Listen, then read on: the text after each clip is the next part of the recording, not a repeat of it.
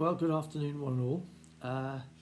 What I wanted to do was just to explain what's happened to me and whether I am able to help others in the same situation as I'm sure many find themselves in, but not necessarily in the same circumstances. And the circumstances are that I have been diagnosed with cancer, which isn't bizarre in itself, but I do live overseas. I live in France, and obviously a different system to what we used to do in the UK, and obviously a different language. Now, whilst I am very fortunate enough to speak good French, there are many here who live here who don't.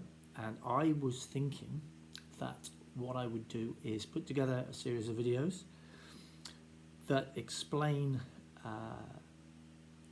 so what happens at the beginning from diagnosis all the way through chemotherapy, radiotherapy and surgery, which is what I'm going to be having. And hopefully along the way may help one or two in any way I possibly can, but because I know how difficult it is to deal with French bureaucracy and paperwork and everything else like that. And obviously immediately you are diagnosed with cancer, your brain goes in multi different directions, and it's stressful enough as it is. Sorry, I'm watching a bit of the test match at the same time. And so I thought I'd start from the beginning and tell my story really. And as I say, if it can help anybody, great. I'll try and be amusing as well, because touch wood in my case, it is not a death sentence. It's going to be uncomfortable. I'm going to have some bad times. I'm also going to have some good times. So I first felt something wrong actually last year in July. I had a bit of blood in my stool, but that went away quite quickly. So I thought, oh well, it may be just some digestive problem, too many curries or whatever. And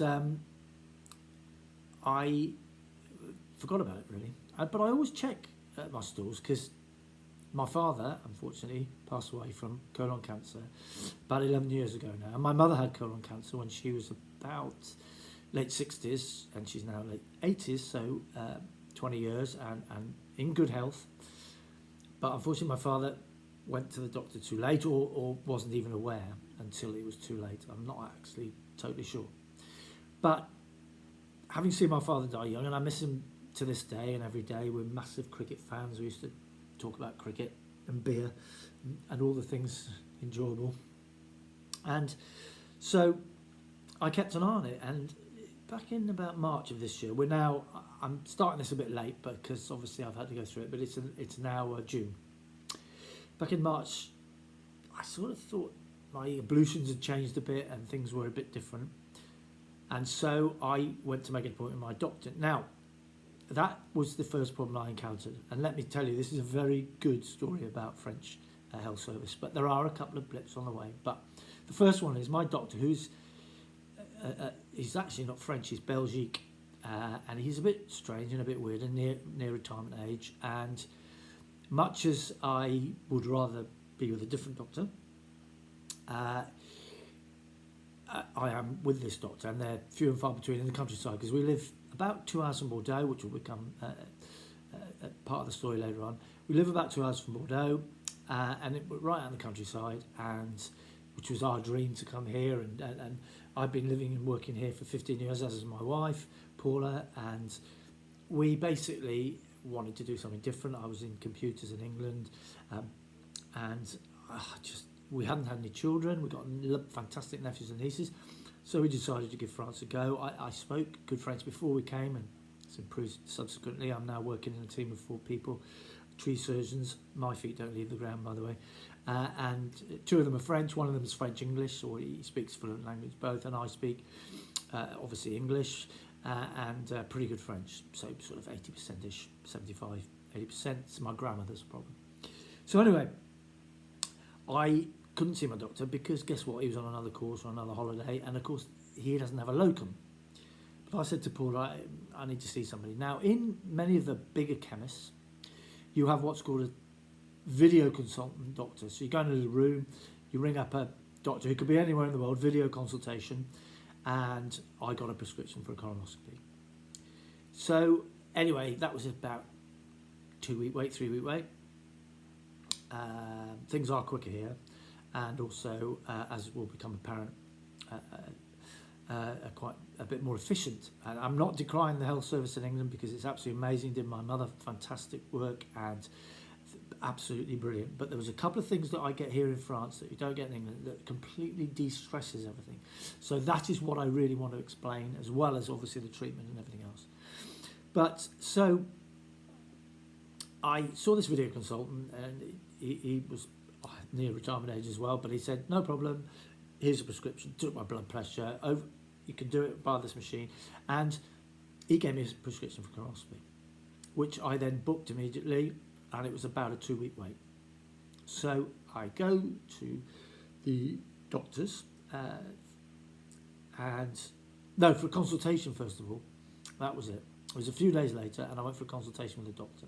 Now, being a 60-year-old male, having a 65-year-old male stick his finger up your bum to check if there's a problem doesn't happen every week, but to be honest, I'm used to it now, and really it's worth the slight bit of aggravation on the posterior area. So anyway, he did that, couldn't feel anything, but said, because of my family history, mother, father, grandparents, my brother had a polyp. He's a doctor of psychology in America. He had a polyp removed. So he just thought it wise to get it. I hadn't had one for 5 years, and I was having them regularly since my father's death for every 5 years. So that was that. It was all booked in. He said he couldn't feel anything. I said, oh, great, can't feel anything. Well, I could feel something, but you know what I mean. And anyway, he then... I got booked in for the colonoscopy. In France, they put you out for a colonoscopy, and that was that. So anyway, I then go to the hospital in Bergerac for the colonoscopy a couple of weeks later, and I'm sharing a room with a very large French gentleman who obviously likes his beer and a large amount of cigarettes. And the doctor came in to see him. He'd had his colonoscopy. He said, yeah, everything's fine, all very good, Jean-Pierre, or whatever his name was, and off he went. I'd had mine at that point as well, and he walked in the room and immediately said, it's bad news, you've got a tumour. Immediately, didn't hang about, I said, well, I thought there was a problem. It was a bit of a shock, but not too much of a shock, because obviously I knew there was something slightly wrong. So anyway, he explained, and he said he thinks it's about 4 centimetres, I think. I was a little bit in a haze at that time, but 4 centimetres long. It's not in too bad a position, which was the one thing I did like to hear say, because it's colorectal cancer, so it's in between the colon and the rectum, or bum, and it's further up, but not too high, and down, and not too further down. So in the final course of action, which will be surgery, hopefully the recovery will be good. I will only need a bag for a certain period of time, and hopefully that will be that. But well, I'm jumping ahead. So anyway, he said you'll be getting details about going for a scan, and then an MRI after that, and what have you. So I said to my wife, we got in the car, obviously I was a little bit upset, but you know, I knew, and my dad and everything else, so I wasn't devastated, but I was obviously shocked, and my immediate thought, you know, I don't want to die, as everybody does. So anyway, we just got a wicket. Good news. Bashir, I think. Yeah. Shoaib Bashir. Well done.